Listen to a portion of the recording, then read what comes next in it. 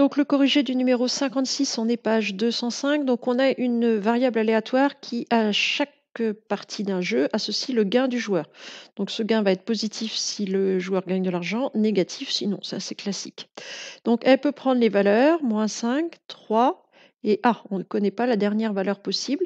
On sait quand même que A est un nombre entier.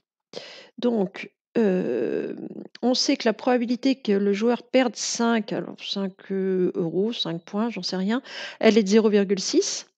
Que la probabilité que le joueur gagne A, alors qu'il gagne ou qu'il perde, on ne sait pas, c'est un nombre entier, mais il peut être positif ou négatif, elle est de 0,1.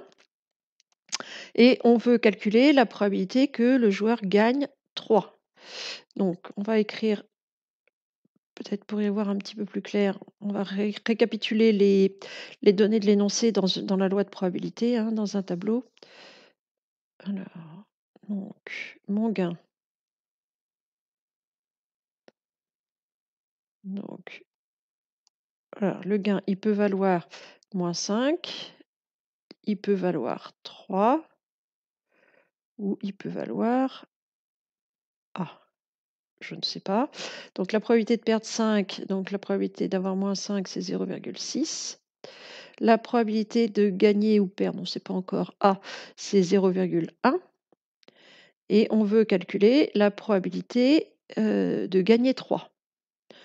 Bon, bah, ce qu'il faut savoir, c'est que sur une loi de probabilité, la somme, donc je peux l'appeler X, le nombre qui est ici pour l'instant, la somme des 3 probabilités doit toujours être égale à 1.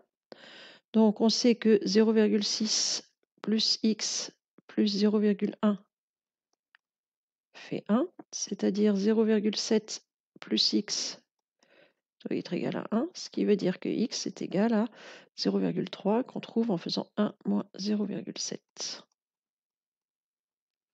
Donc j'ai la probabilité que G fasse 3, elle est de 0,3. Donc c'est la probabilité que le gain soit de 3 euros. Cette probabilité-là, elle est de 0,3. Ensuite, je veux déterminer l'espérance de G. Alors, en fonction de A, évidemment, je peux pas la déterminer complètement. Par contre, je suis capable d'écrire une formule. Donc, l'espérance de la variable G se calcule en faisant -5 fois 0,6 plus 3 fois 0,3 plus A que je ne connais pas, qu'on va multiplier par 0,1.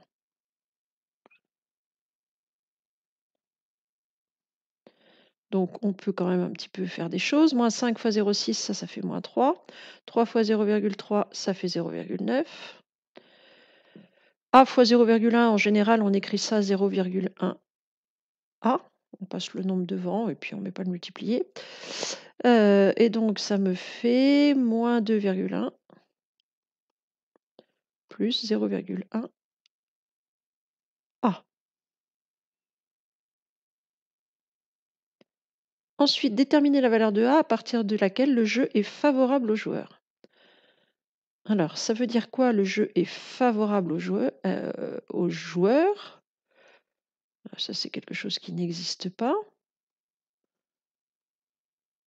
Le jeu est favorable au joueur, ça veut dire que votre joueur a plus de chances de gagner que de perdre, hein. Alors défavorable, il a plus de chances de perdre. Favorable, il a plus de chances de gagner. Et puis équitable, c'est que, en moyenne, il va rien gagner. Donc, il faut regarder le signe de l'espérance.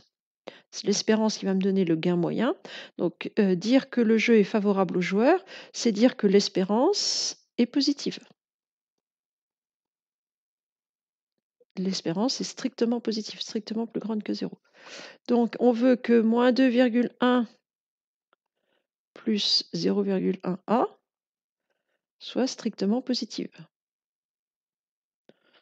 C'est-à-dire que, alors comme il faut résoudre cette inéquation-là, ça marche comme une équation, hein, on bascule le -2,1 de l'autre côté, c'est-à-dire qu'il faut que 0,1 A soit plus grand que 2,1.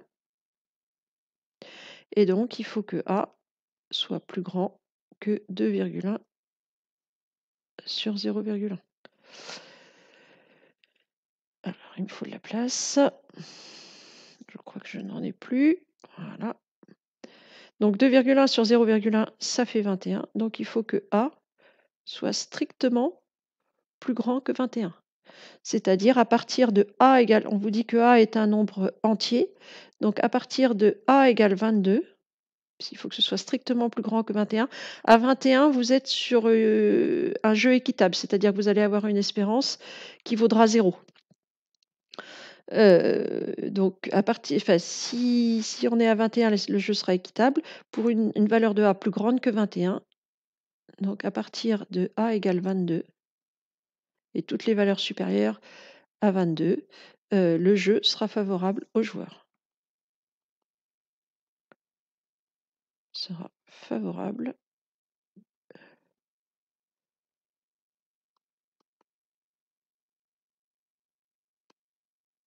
aux joueurs. Donc ce jeu-là, admettons que ce soit, je sais pas moi, des gains sur une carte à gratter. Dans 60 des cas, vous perdez le montant de votre carte, c'est-à-dire si elle vaut 5 €, vous perdez 5 €.